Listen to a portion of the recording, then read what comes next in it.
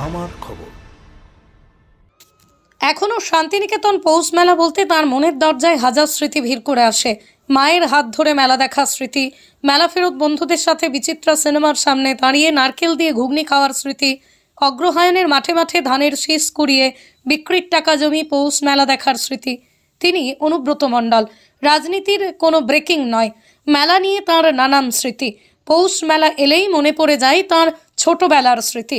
তবে তিনি পরিষ্কার জানালেন, শান্তিনিকেতন মেলা বিশ্বভারতীর মাঠেই মানায়। শান্তিনিকেতনের পৌষ মেলা নিয়ে কি রয়েছে তার স্মৃতি, আমার খবরকে দেওয়া একান্ত সাক্ষাৎকারে অনুব্রত মণ্ডল।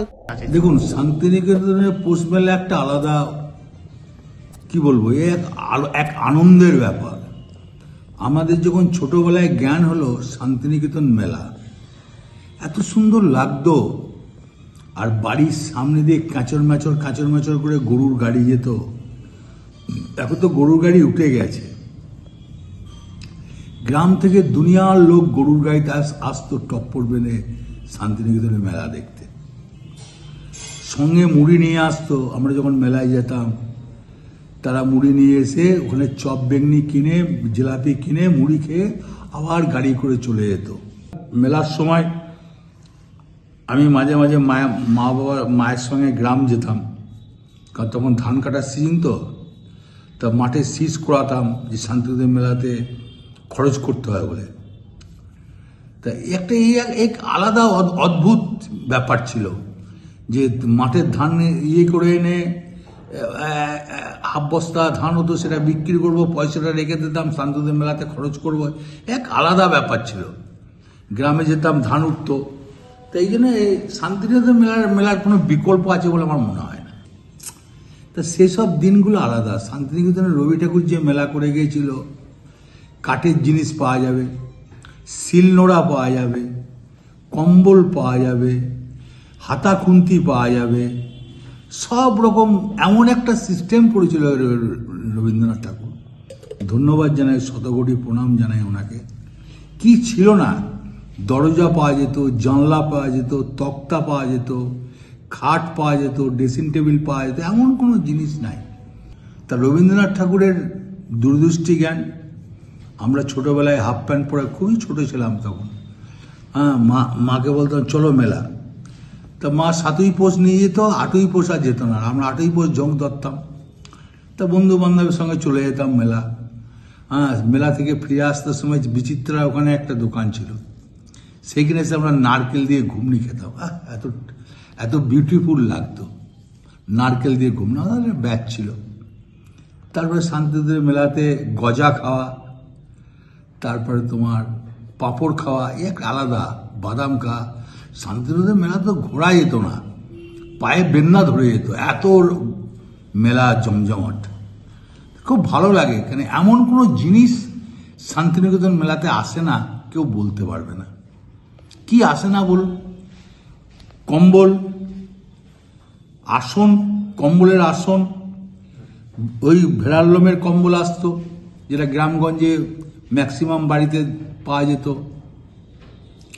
শিলনোড়া ভেঙে গেছে কারো, আরে শান্তিনিকেতন মেলাতে কিনবো।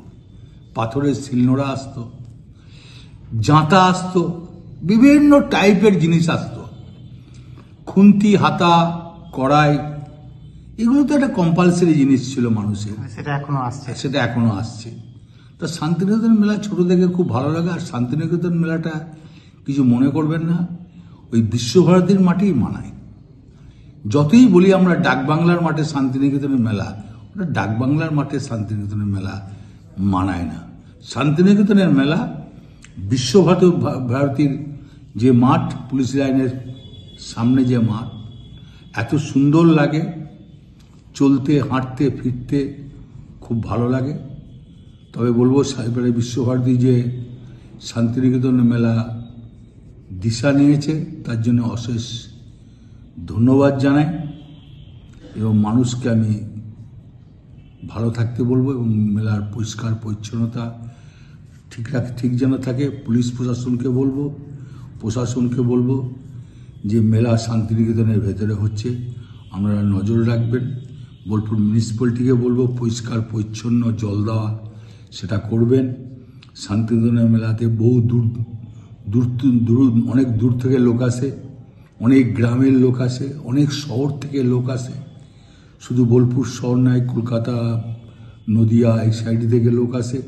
সবাই সব বিশ্বভারতীর মেলার যা কি বলবো, যে একটা মানুষের উচ্ছ্বাস যে শান্তিনিকেতনে মেলায় যাব, তা সেইটা যেন মানুষের মনে থাকে। ভালো ব্যবহার করা হয়, যারা ভলেন্টিয়ার থাকবে তারাও যেন ভালো ব্যবহার করেন, মানুষকে যেন পরিষেবা দেওয়া হয়। এখন কি স্টলে বসে কি বাদাম বা কিছু খেতে মনে হ্যাঁ, হয়? এখনো আমি পার্টির স্টলে যাই, বাদাম তো কম্পালসারি খাই।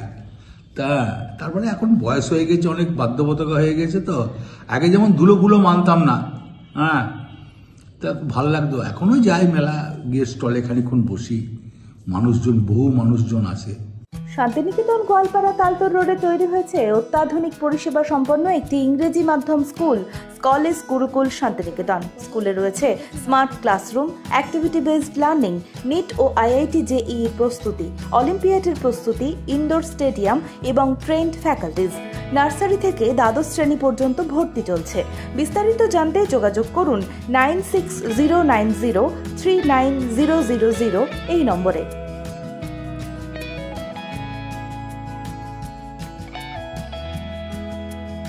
দেখতে চোখ রাখুন আমাদের ফেসবুক ও ইউটিউব চ্যানেলে।